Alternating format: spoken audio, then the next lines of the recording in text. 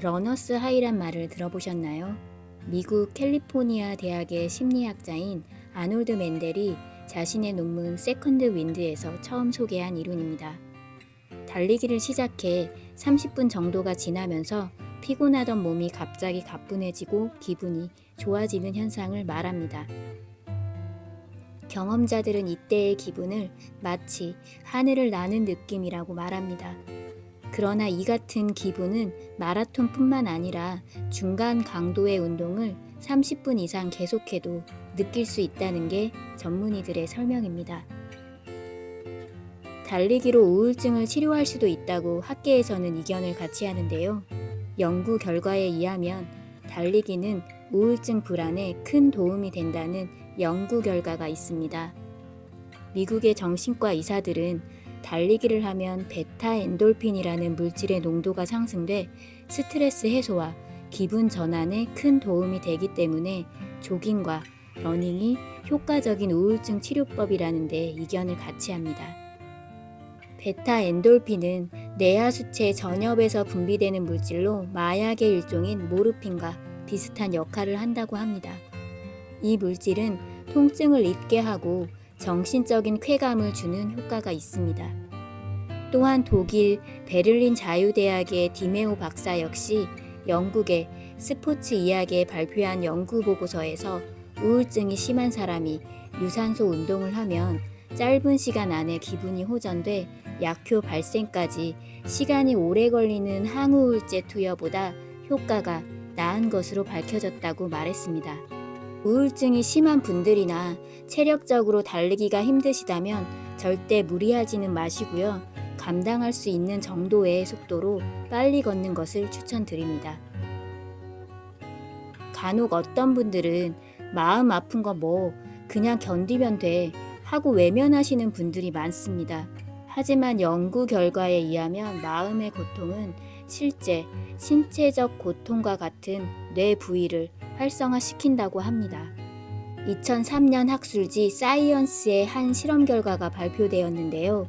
미국 로스앤젤레스 캘리포니아대 심리학과 나오미 아이젠버거 교수팀은 사이버볼이라는 컴퓨터 게임을 통해 따돌림 당하는 상황을 만든 뒤 뇌의 활동을 분석했습니다.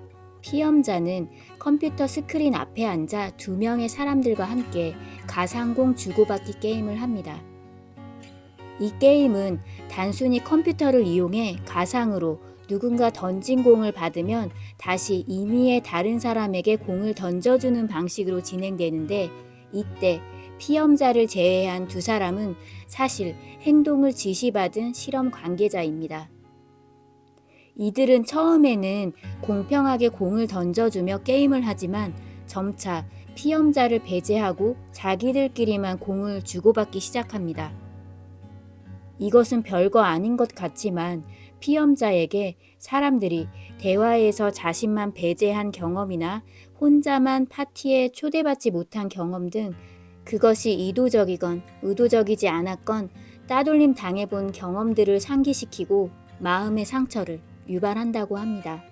왕따를 당한 사람의 뇌의 영상을 분석하자 전두대상 피질이 활성화됐는데요. 이 영역은 신체적인 고통을 겪을 때 활성화됩니다.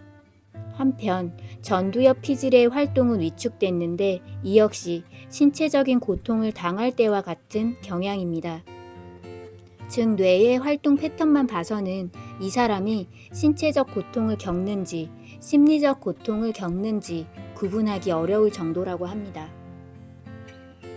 또한 다른 실험에서는 젊은이들에게 최근에 연인과 헤어진 경험을 떠올려 보도록 지시하고 헤어진 연인의 사진을 보게 하여 감정이 격해진 동안 뇌 활동을 측정했더니 정서 영역뿐 아니라 신체적 통증을 담당하는 뇌 영역까지도 활동을 일으키는 것을 관찰할 수 있었다고 합니다. 이렇듯 마음의 고통은 신체적 고통과 크게 다르지 않습니다. 마음이 아픈 것 또한 큰 고통이고 병입니다. 오히려 신체가 아픈 것보다 더한 고통일 때가 많습니다.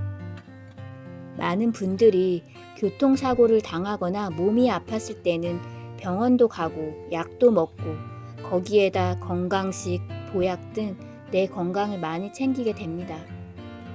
하지만 마음이 아플 때는 그냥 멘탈을 키워야 한다고 방치하고 내 자신의 건강을 잘 돌보지 않는 경우가 많습니다.